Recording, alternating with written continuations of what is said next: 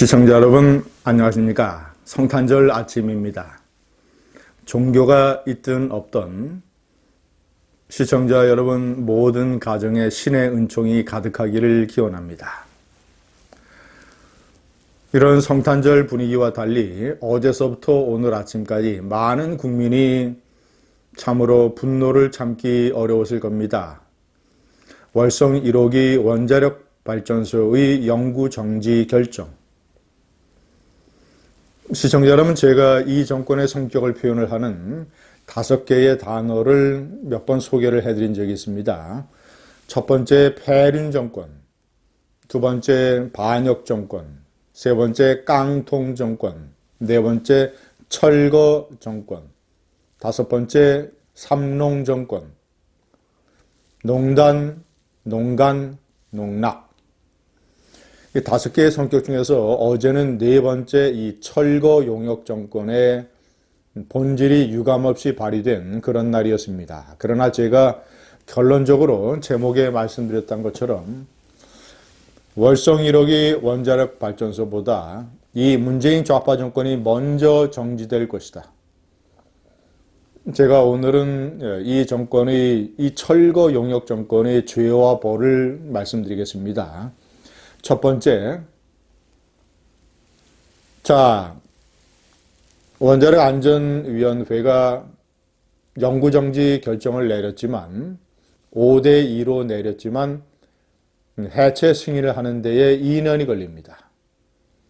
그러면 대통령 선거 전후로 해서야 해체 승인이 되는 것이고, 설사 해체 승인이 돼서 해체 업체가 결정이 되고 해체 작업에 착수한다 하더라도 원자력 안전위원회에서 한수원에서 다시 운영 변경 허가 신청을 내면 그 5년 안에 낼 수 있습니다.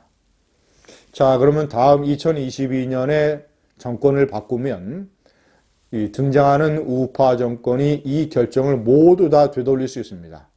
원자력 발전소를 살려낼 수 있습니다. 시간은 충분합니다.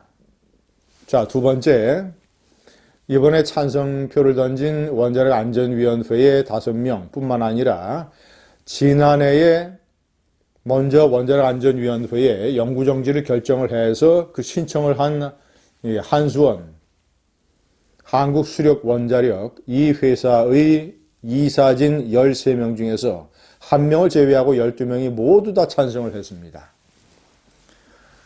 그것도 기가 막히게 서울 시내 호텔에서 마치 도둑들처럼 거의 숨어서 이 결정을 내렸던 것입니다. 이 12명, 합쳐서 전부 17명, 역사의 죄인, 그 이름과 신분과 이것이 모두 다 공개되어 있습니다. 이들이 앞으로 어떤 벌을 받게 되는지, 알량한 감투, 그 다음에 수입, 이런 것 때문에 자신들의 이 알량한 이익을 보호하기 위해서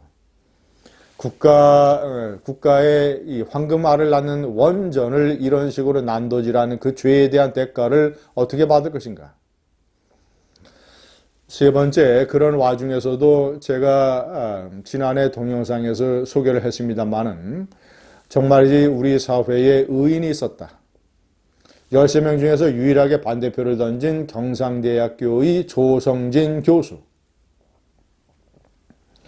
그는 한국수력원자력 이 회사가 월성 1호기 발전소의 경제성을 평가한 것이 얼마나 허술한 것인가를 적나라하게 세상에 고발을 했습니다.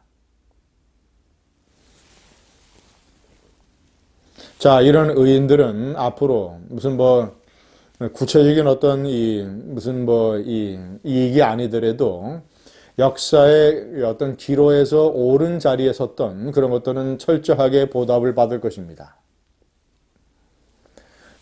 네 번째, 마크롱은 자신의 퇴직 후의 연금과 그리고 퇴임 후에 받을 수 있는 헌법재판소 위원회 수입, 이런 거 모두 합쳐서 한 달에 약 2,500만 원 정도 되는 수입을 포기하겠다고 선언했습니다. 많은 이해관계자들의 격렬한 반대를 받고 있는 연금 개혁을 밀어붙이기 위해서 연금 개혁의 동력을 더 얻고 정당성을 더욱더 강조하기 위해서 자신의 이익을 한 달에 2,500만 원이나 포기한 의로운 포기, 마크롱. 반면 문재인은 월성 1호기는 7천억 원이나 들여서 수명을 연장할 수 있도록 했습니다.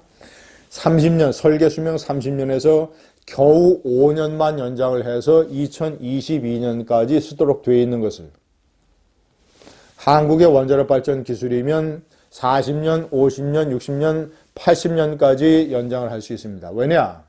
한국보다 원자력 기술이 떨어진 미국에서 벌써 원전 2기에 관한 수명을 80년으로 연장시켰기 때문에. 자, 그렇다면 훨씬 기술이 뛰어난 한국은 그 정도 충분히 할 수 있습니다. 자, 이런 것을 때려볼 7천억 원 날려보내고 신고리 5호기, 6호기 3개월 동안 정지시켜서 당시 또 수백억 원을 날려보내고 이 문재인이 국가에 끼친 이 경제적 해악을 따지면 문재인의 퇴직 후의 연금뿐만 아니라 현재의 대통령 월급도 압수를 해야 되는데 현재 압수하는 것은 현실적인 방법이 없기 때문에 퇴직 후에 그가 받는 연금 플러스 교통비 무슨 여러 가지 경비 다 포함을 해서 한 달에 약 3천만 원 정도 받습니다. 퇴임 이후에 사법 처리되면 문재인은 이 연금을 받지 못하게 됩니다. 그가 저지른 죄과에 비해서 너무나 작은 벌이지만 하지만 그런 상황이 와야 최소한의 정의가 실현이 됩니다. 자, 네 번째, 4대 강보 해체에 대한 분노도 들끓고 있습니다.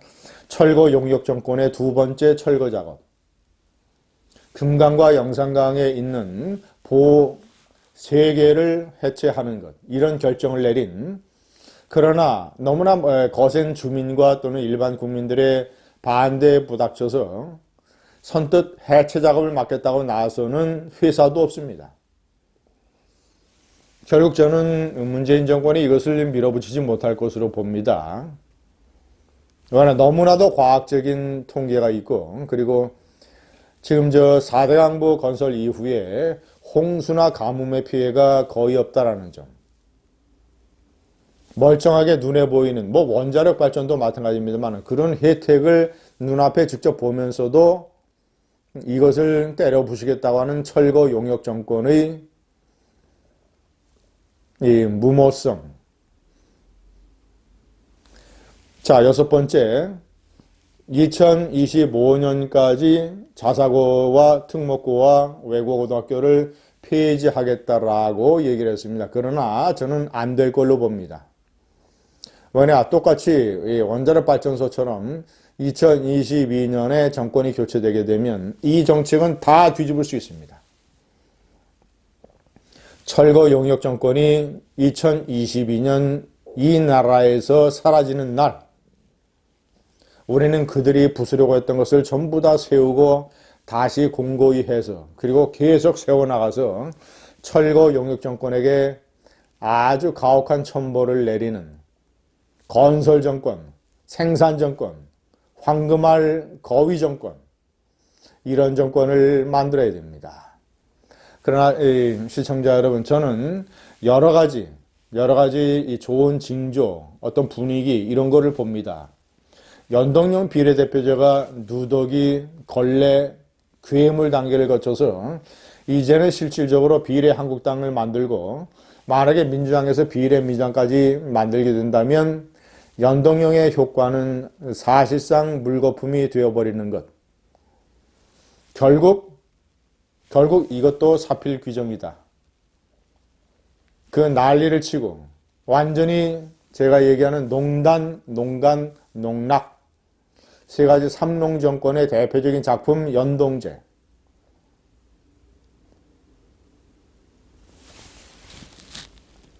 야, 이것도 결국은 사필 규정으로 사라지게 되어 있습니다.